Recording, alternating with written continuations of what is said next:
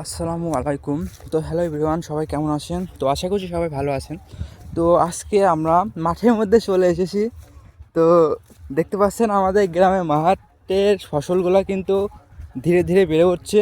তো আগে এসেছিলাম, এর গমগুলো অনেক ছোটো ছিল, সরিষা গাছগুলো ছোটো ছিল, কিন্তু এবার অনেক বড় হয়ে গেছে। তো এভরিওয়ান দেখতে পাচ্ছেন এখানে আবার আরেকটি কৃষক এখানে রসুন নিড়াচ্ছে।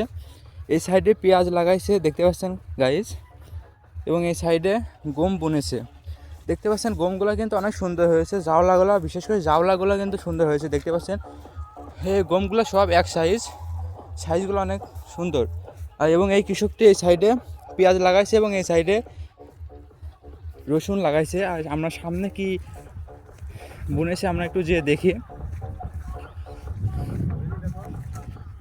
তো এভরিওয়ান দেখতে পাচ্ছেন যে এখানে জমিটি হয়তো 5 কাঠা হবে। তো দেখতে পাচ্ছেন এখানে ধনে বনেছে। তো দেখতে পাচ্ছেন ধনে জাওলা কিন্তু ভালো হয়েছে, মোটামুটি জায়গায় জায়গায় হালকা পাতলা হয়েছে। তো এই বড় হয়ে গেলে এগুলো কভার করে নেবে। তো এই ধনে কেউ কেউ আবার এরকম একটু বড় হলে বিক্রি করে দেয়, আবার কেউ কেউ বড় করে পাকিয়ে বিক্রয় করে। তো আমরা একটু দেখাবো এই সাইডে রসুনের মধ্যেও কিন্তু হালকা দু একটা ধনে রয়েছে। এগুলো এখন রসুনগুলো আগাছাগুলো পরিষ্কার করে দিচ্ছে যাতে রসুনগুলো ভালো হয়।